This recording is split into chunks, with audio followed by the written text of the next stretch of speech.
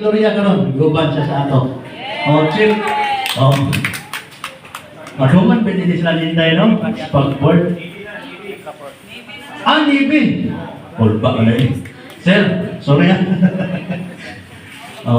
Salamat sa imong kinabuhi RJ. Ang Diyos ko sa pagkapalagi kanina mo. Sunod lang ta, basi pagdo ta sunod. Bitaw, panayo lang ta pag-ampo sa Ginoo. Doon na yung plano kinabuhi ni mo. Sige, amen. So wala na. Ako na yata kay Pastor Ed.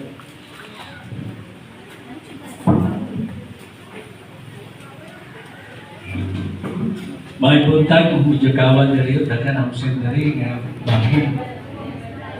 Ha? Okay, sige. Basi yung naglinya dito sa ayuda, no? Dito wala naman kayo labot tingali ha.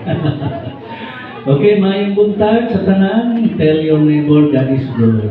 Thank you for coming. Okay, so nindot magsudong sa mga panagbuhay nga niya ron.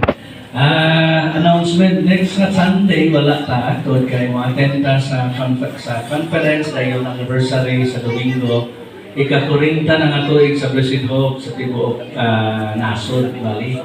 So atong ubanan ang ilang panagilusa.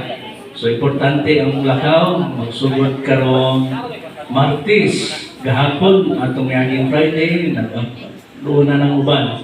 So in behalf sa tanang pastor na magbiyahe payon sa Cagayan, nagpasalamat yun ni sa inyo ang tipik sa inyo mga offering para sa ilang pagbiyahe. Ang total na mga 2,000, almost 2,000 na kay labot karon. So at least bisa na lang pamahaw nila paniugto dako na kay nangatabang. Again, in behalf sa mga pastor, salamat sa inyong tabang ang Ginoo. Mga mga balos sa inyong tanan. Amen? Ato pong gipasalamatan. Thank you for watching. Brother Teron in Massachusetts right now. Greetings from us here in Blessed Hope, Philippines. And also, thank you for watching Beth Laporte and sa mga pamilya Lapasaran. So, thank you for watching. And I believe, ang ginoo panalangin. Okay, sa pamay na itong angay pahibalo, wala, sakyanan, sunod na Sunday. I hope musimba gyapon ang katong suki sa sakyanan. No?